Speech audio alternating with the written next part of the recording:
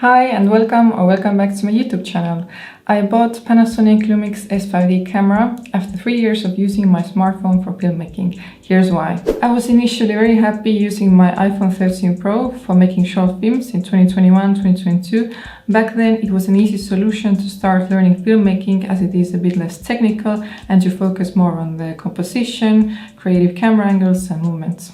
However, after filming 41 short films with this phone, I decided it was enough and wanted to upgrade to a camera that is affordable, has good image quality and has been released in the recent years. Before buying, I checked some YouTube videos that mentioned S5 to have a more cinematic image quality than the S5 Mark IIX, which was my first choice, but in the end I opted for Lumix S5D, which is a newer version of S5 released in 2024. It is a hybrid camera, which was also what I was looking for, so I could use it for photography, and you can shoot in different picture profiles such as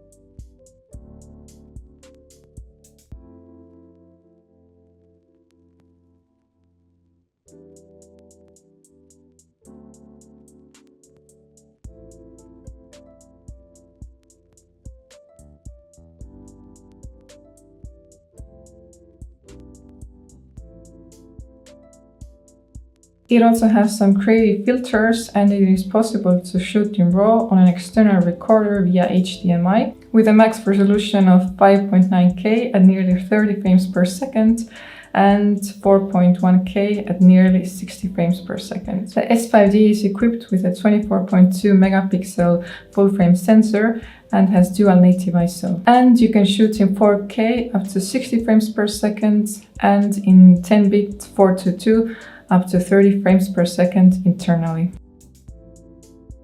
It has good in-body stabilization and also e-stabilization, which crops in slightly. The autofocus is good, although I noticed that sometimes with dim lighting it can be a bit slow.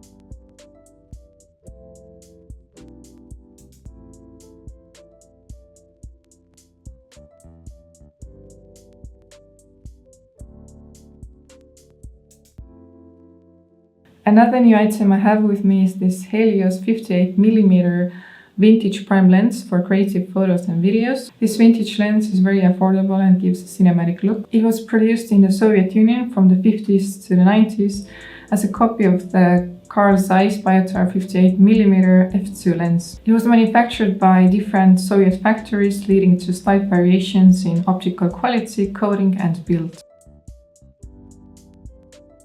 The most common and produced lens of the three, KMZ, considered the best quality version with superior sharpness and durable construction, and Belomo, a less common version. I have the Waldai version, which happens to have a bit less quality than the KMZ as the image has less contrast and there is some oil on the blades, but it is also cheaper than the KMZ lens. KMZ lenses from the earlier years often start with 0 to 7.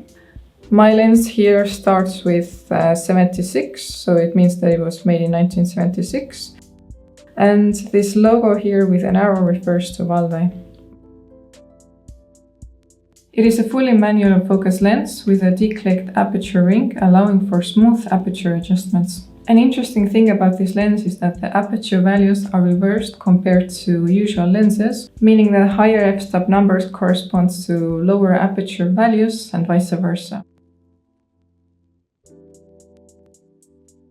You may notice less detail when using this lens, as it is not super sharp like a modern lens, and it has this dreamy look naturally, which is what makes it unique and interesting. In order to achieve this look, first of all, the aperture has to be as wide as possible to create more separation between the subject and the background. This lens cannot be used directly on the Lumix camera. I bought the M42 to L-mount adapter from Earth, which came in this eco-friendly package.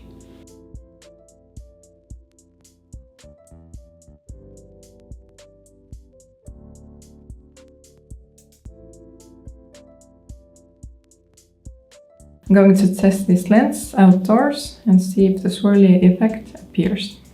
A wider aperture enhances the swirl by creating more pronounced out-of-focus areas. The effect is most visible when shooting against a background with repetitive patterns, lights, or textures, such as trees with light filtering through the leaves, city lights at night, repeating structures. The subject has to be close to the lens and in the center of the frame. I'm very happy with the purchase of my camera. I like the image quality, low light capabilities, and the price to quality ratio. I'm definitely going to be using it as my main camera from now on for photos and videos. The Helios lens is also interesting. I need to test it a bit more for video, and we'll see if I will use it for my future short films. Check out my latest short film links to this video. Please give this video a thumbs up, and thanks for watching.